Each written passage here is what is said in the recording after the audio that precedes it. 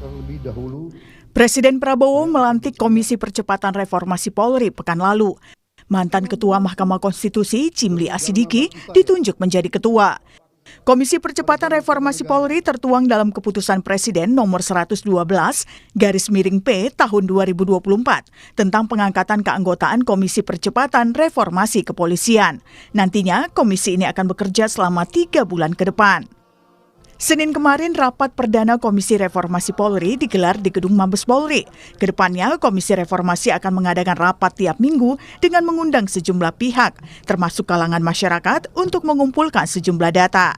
Ketua Komisi Reformasi Polri, Cimli Asidiki bilang nantinya akan ada 2 jenis rekomendasi, yakni rekomendasi yang akan diserahkan ke Kapolri jika terkait permasalahan internal, dan rekomendasi yang akan langsung diserahkan ke Presiden jika berhubungan dengan perbaikan. Meskipun begitu, Cimli menyebut Kapolri akan tetap terbuka dengan rekomendasi yang akan terbentuk ke depannya. Jadi kalau yang menyangkut kasus-kasus yang diselesaikan secara internal, nanti rekomendasinya langsung kita sampaikan kepada Kapolri yang juga adalah anggota. Maka hasil dari komisi ini ada 2. 1 rekomendasi ke Presiden, yang kedua rekomendasi internal. Nah mungkin yang internal bisa juga nggak diumumkan. Tapi intinya apa yang tadi disampaikan Pak Kapolri, tadi sudah dia tegaskan juga tadi di dalam rapat, bahwa Kapolri bersifat terbuka, adaptif untuk merespon ya hal-hal yang perlu untuk perbaikan, ya itu akan dilakukan oleh Polri. Lalu bagaimana komisi ini bekerja dan apa yang harus dikritisi? Tim Liputan Kompas TV. Presiden Prabowo melantik Komisi Percepatan Reformasi Polri pekan lalu. Komisi ini nantinya akan mengundang sejumlah pihak untuk mengumpulkan rekomendasi terkait reformasi Polri. Apa saja yang nantinya patut direformasi dari Polri dan apa yang harus dikritisi. Kita sudah terhubung bersama Ketua Yayasan Lembaga Bantuan Hukum Indonesia atau YLBHI, Muhammad Isnur. Selamat pagi, Mas Isnur. Selamat pagi, Mas Mario dan seluruh pemirsa Kompas TV. Ya, terima kasih Mas Isnur sudah bergabung Dialog Sapa Indonesia Pagi, dan kita juga nanti akan terhubung dengan anggota Kompolnas Yusuf Warsim. Ya, mungkin sampai saat ini masih berusaha kita hubungi. Tapi coba saya akan memanggil Pak Yusuf Warsim. Selamat pagi. Selamat pagi. Oke, ternyata sudah terhubung bersama kita. Terima kasih Pak Yusuf. Ada juga Mas Isnur di sini dari YLBHI. Pak Selamat pagi, Yusuf. Mas Isnur. Halo, Assalamualaikum Pak Yusuf. Terima kasih Bapak-Bapak sudah bergabung di Dialog Sapa Indonesia Pagi. Saya ke Mas Isnur terlebih dahulu. Mas Isnur, sebelum kita masuk lebih jauh, saya ingin tanya tanggapan Anda dulu terkait dengan tim reformasi Polri pimpinan Prof. Jimli ini. Baik, Kompas. Ya, pertama kita tuh belum tahu ya. Cakupan, kemudian kajian dan rencana perubahan sejauh apa. Tapi kira-kira reformasi ini harus mampu meredefinisi jati diri Polri yang sipilian polis gitu. Karena ini kan setelah reformasi pemisahan TNI dan Polri, tapi tidak ada agenda mensipilkan kepolisian. Jadi ya penting untuk agenda utamanya adalah bagaimana mendepolitisasi, mendemilitisasi, desentralisasi dan dekorporatisasi gitu. Jadi perubahannya jangan sampai perubahan-perubahan minor. Harus perubahan yang sistemik ya, menyangkut tata kelola, struktur, dan kultur yang juga paling berat harus perbaiki gitu. YLBHI dan masyarakat sipil telah merilis ada 9 masalah utama Mas Mario yang harus diperbaiki secara maksimal ya. Mulai dari tidak adanya akuntabilitas dan pengawasan yang efektif dan independen ya. Bagaimana penanganan kasus selama ini ya tergantung penyidik aja gitu. Tidak ada pengawasan dari hakim yang cukup ketat ya dalam menahan, menangkap, dan lain-lain gitu.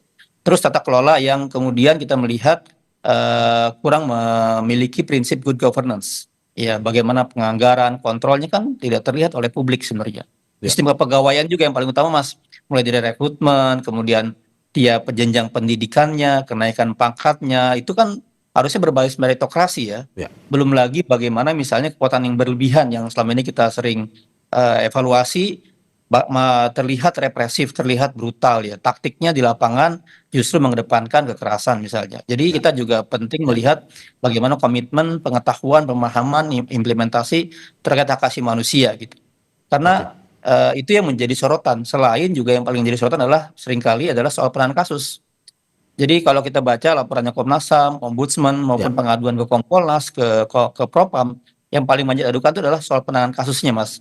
Baik itu cherry picking, baik itu ada penundaan dan lain-lain. Nah, harusnya perubahan sampai mengarah ke arah semua. Oke, Mas Isnur, kalau melihat dari komposisi timnya yang banyak orang bilang lebih banyak internal ketimbang eksternal pemerintah, menurut Anda akan bisa lebih independen? Iya, saya sih meragukan, Mas. Seharusnya timnya harusnya berisi orang-orang yang punya concern yang serius di reformasi kepolisian gitu. Ya. Kan orang-orang ini kan orang yang pernah memimpin ya. Dan kita justru selama mereka memimpin tidak terlihat reformasi yang sungguh-sungguh gitu. Saya sih melihat justru yang paling cukup vokal dan juga concern Pak Mahfud saja gitu. Selebihnya saya tidak melihat ada orang yang cukup concern kemudian mendalam serius dalam reformasi kelembagaan di kepolisian. Jadi kami sih ya, tapi kami juga kan namanya ragu ya wajar, tapi kita mendorong semaksimal mungkin ya perubahan apa yang terjadi. Ragu akan terbentuknya reformasi Polri itu ya, kalau menurut Anda. Saya ke sistemik, Mas. Kalau perubahan sih pasti ada ya. Tapi yang sistemik, yang fundamental, yang kemudian dia bisa mengubah secara tadi ya tata kelola, struktur dan kultur itu yang penting sebenarnya. Ya, saya ke Mas Yusuf. Mas Yusuf, bagaimana Anda menanggapi apa yang disampaikan oleh Mas Isnur? Masih ada keraguan sebenarnya? Ya, kita tentu apa yang sudah dibentuk Presiden kan ini merespon apa yang menjadi desakan, dorongan, dan aspirasi publik ya. Jadi itu yang pertama dulu. Oleh karena itu ya Kompolnas sendiri dalam hal ini kami akan menunggu apa yang akan dilakukan oleh Komisi Percepatan Reformasi. Ini juga kan masih ada informasi akan bertambah karena anggota Komisi Percepatan Reformasi itu tidak ada yang merepresentasikan keterwakilan perempuan ya, betul. Ya, jadi akan bertambah. Jadi ini kita tunggu. Nah, sementara yang dimaksud oleh isu-isu reformasi oleh Mas Isnur tadi ya, itu kita sangat paham dan setuju karena apa yang disampaikan oleh rekan-rekan masyarakat sipil, 9 isu untuk reformasi Polri juga sudah beberapa waktu lalu kami sendiri Kompolnas juga turut merespon desakan adanya reformasi itu, sehingga kami melakukan kegiatan serangkaian pengumpulan saran dan pendapat dari masyarakat, sehingga apa yang disampaikan oleh Mas Isnur 9 isu reformasi itu saya kira memang diperlukan. Nah, namun tentu kami akan lebih menyederhanakan lagi dalam perspektif pengawasan pada saat ini yang sangat diperlukan untuk reformasi Polri ya.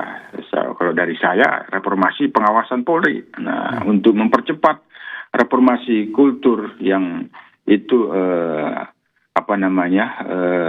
pada saat ini mengalami stagnasi, pelambatan. Kalau kita menggunakan blueprint reformasi Polri dari 98 itu kan 3. Reformasi struktur, instrumental, baru kultur. Nah, reformasi kultur inilah yang menjadi desakan untuk dipercepat. Nah, kita sederhanakan lagi apa yang disampaikan oleh Mas Isnur, masih adanya kecenderungan melakukan kekerasan, perlu dilakukan demilitarisasi. Ya, kita bahasakan kultur yang sudah dimaksud di dalam tugas kepolisian itu kan harusnya kultur yang melindungi, mengayomi, dan melayani. Ini harus kita percepat melalui reformasi pengawasan. Salah satunya adalah penguatan pengawasan eksternal Kompolnas. Oke, Pak Yusuf. Saya kembali ke Mas Isnur. Mas Isnur? Ya. Oke, sepertinya ada permasalahan komunikasi. Saya lanjutkan. Sekarang udah masuk. Mas Isnur? Ya. Oke, Mas Isnur, tadi sudah dibahas sedikit terkait dengan reformasi kultur di tubuh Polri. Menurut Anda, jika nantinya dipanggil oleh tim reformasi Polri untuk memberikan masukan dari segala bentuk masukan yang tadi Anda sudah sampaikan. Apakah mungkin saja ada reformasi struktural yang mungkin akan disampaikan oleh YLBHI? Ya, YLBHI kan selama ini menjadi pendamping masyarakat dalam keseharian ya. Ya. Dan salah satu yang paling banyak diadvokasi dan diadukan adalah lembaga kepolisian tentu. Dalam pendampingan kasus, dalam pendampingan demonstrasi, dalam penanganan pemeliharaan keamanan. Jadi kita akan sampaikan fakta-faktanya. Dan selama ini juga YLBHI bersama masyarakat sipil dan para ahli ya, akademisi banyak melakukan kajian-kajian. Jadi kami akan berikan seluruh kajian-kajian dan temuan-temuan yang selama ini kami rilis ya seringkali. Ini sudah puluhan tahun Mas, jadi sejak 70-an kami memberikan catatan ya. Dan penting sebenarnya juga reformasi kepolisian ini beriringan dengan reformasi undang-undang yang sedang berlangsung. Misalnya sekarang lagi reformasi KUHAP Mas. Nah harusnya KUHAP ini membantu mereformasi penyidikan. Jadi bagaimana pengawasan penyidikan biar maksimal, ya harusnya mengaktifkan pengawasan penggunaan kekuatan yudisial. Mulai dari penangkapan, mulai dari penahanan, harusnya dia menggunakan mekanisme hakim gitu. Jadi ya ketika penahanan penangkapan dievaluasi, penetapan dievaluasi, bukan hanya prapid ya, tapi ya aktif gitu. Maka itu akan mengurangi beban-beban pengawasan internal yang selama ini kurang efektif. Jadi menurut saya evaluasinya tuh reformasinya nggak melulu hanya di undang-undang kepolisian, tapi di undang KUHAP. Gitu. Undang KUHAP ya. Oke, berarti termasuk juga kalau misalkan ada yang tidak profesional, ya bisa juga usulan untuk mengganti di jabatan-jabatan tertentu untuk menambah profesionalitas itu ya? Ya, pertama soal struktur juga Mas. Soal struktur kan juga selama ini kan bagaimana misalnya pendidikan tuh saya banyak cerita dari internal ya. Itu banyak keraguan bahwa ini adalah fair dan tidak fair gitu. Itu catatan yang sangat penting ya.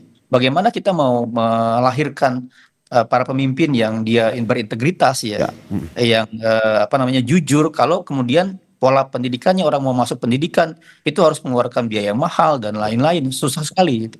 Seperti itu. Oke, Mas Yusuf, bagaimana Anda melihat bahwa misalkan nanti ada usulan untuk reformasi struktural, misalkan ada jabatan tertentu yang dirasa tidak kompeten, kapabilitas, bisa diganti dengan orang yang lebih kapabilitas, atau tidak termasuk reformasi struktural ini? Kalau kita melihatnya sebenarnya akan lebih tepat Komisi Percepatan Reformasi itu levelnya pada makro.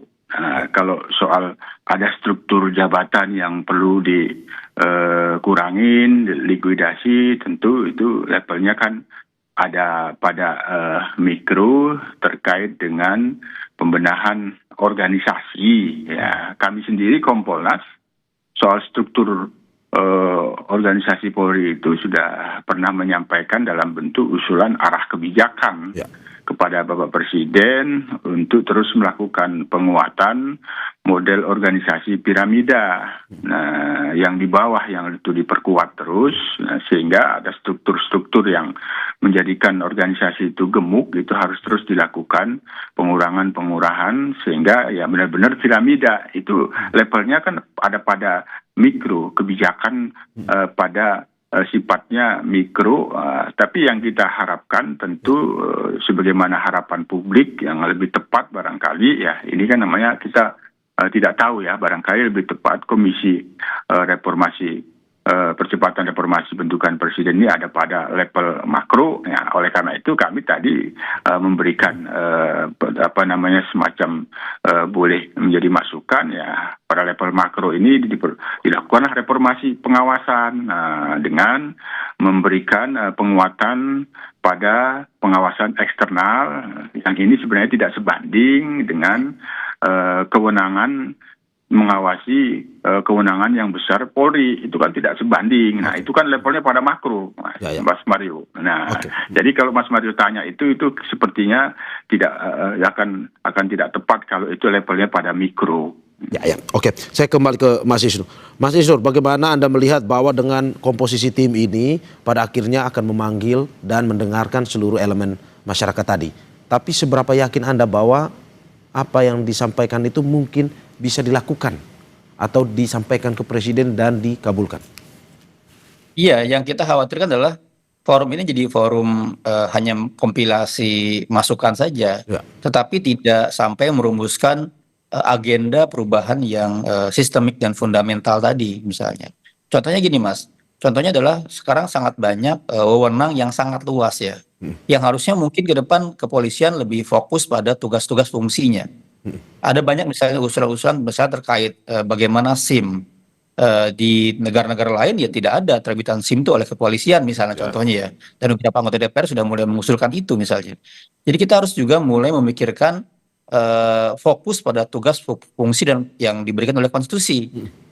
Bisa mulai dengan mengurangi kewenangan-kewenangan di wilayah misalnya pelayanan masyarakat, ketertiban umum misalnya. Itu mulai ke depan akan menjadi makin profesional gitu.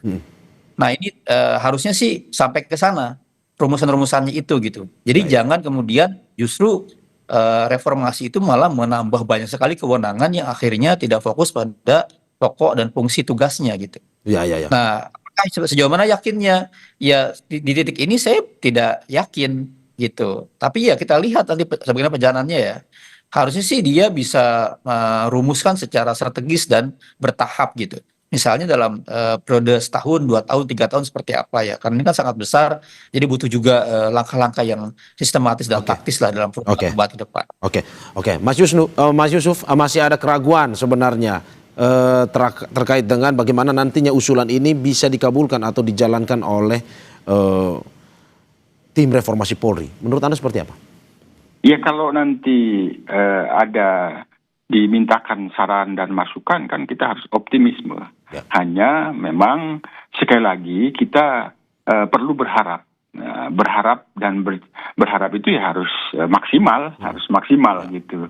Nah, tim percepatan reformasi, komisi percepatan reformasi ini ya tadi itu yang disampaikan oleh Mas itu dihadapkan nantinya apakah tim ini, komisi ini akan melakukan satu rekomendasi, menghasilkan rekomendasi yang itu pengurangan kewenangan. Itu berarti ini tadi yang saya maksud ada pada level makro. Nah, ketika dilakukan usulan reformasi struktural ada pada reformasi levelnya makro ya seperti yang dimaksud oleh Mas Isnur ini. Apakah seperti itu ya? Kita juga belum tahu, barangkali kalau Mas Isnur yang dimintakan saran masukan yang kita baca mungkin akan mengusulkan itu. Nah, terjadi reformasi pada kewenangan Polri yang begitu besar. Nah, kami sendiri tentu melihatnya tidak pada konteks yang demikian. Kewenangan yang besar ini apabila tetap dipertahankan maka berikanlah kewenangan pengawasan yang sebanding. Ya. Kalau memang apa yang dimaksud oleh Mas Isnur itu kaitannya dengan SIM masih merupakan pelayanan kepolisian, kewenangan pelayanan kepolisian ya, itu tentu akan kita lihat. Tapi apa yang saya maksud tadi bahwa reformasi 98 yang melahirkan reformasi Polri yang terus berjalan, yang salah satunya adalah mengalami pelambatan reformasi kultur, ada yang masih belum selesai atau tersisa ketika kita mereformasi tahun 98, Polri diberikan kewenangan yang besar, tapi menurut kami pengawasannya sangat kecil. Oleh karenanya, pada kesempatan ini saya tetap menegaskan diperlukan reformasi pengawasan Polri untuk memastikan kewenangan yang besar pada Polri itu benar-benar digunakan atau tidak disalahgunakan. Oke. Saya terakhir ke Mas Isnur. Mas Isnur, apa harapan Anda terkait dengan tim reformasi Polri ini? Harapan, seperti yang dikatakan Pak Yusuf Warsim, harapan itu haruslah besar kepada tim reformasi ini. Harapannya adalah ya Presiden Prabowo pertama benar-benar menjalankan visinya untuk perbaikan kepolisian ya. Hati-hati juga ini situasi yang juga menimbulkan banyak hal ya kalau kemudian tidak hati-hati. Tapi butuh ketegasan, perubahan tuh pasti menimbulkan resistensi. Nah, ini bagaimana berlari di tengah gelombang ketegasan pimpinan tapi juga resistensi di bawah gitu. Yang saya lihat sih penting membutuhkan kedua-duanya gitu. Ada banyak teman-teman di internal yang juga pengen perubahan gitu, sudah frustasi dengan situasi yang ada gitu. Nah ini gelombang ini harus didorong dengan ketegasan pimpinan ya, keterbukaan dan juga semangat bersama-sama. Juga didukung oleh misalnya DPR Jadi DPR juga jangan cuma komentar kasus gitu ya, perbaikannya, tapi juga harus benar-benar merubah secara fundamental. Oke, terima kasih Ketua Yayasan Lembaga Bantuan Hukum Indonesia YLBHI Muhammad Isnur dan juga Komisioner Kompolnas Yusuf Warsim atas apa yang disampaikan, dan kita harapkan apa yang disampaikan ini bisa memberikan Polri yang lebih baik lagi terutama untuk pelayanan kepada masyarakat. Sekali lagi terima kasih Bapak-Bapak.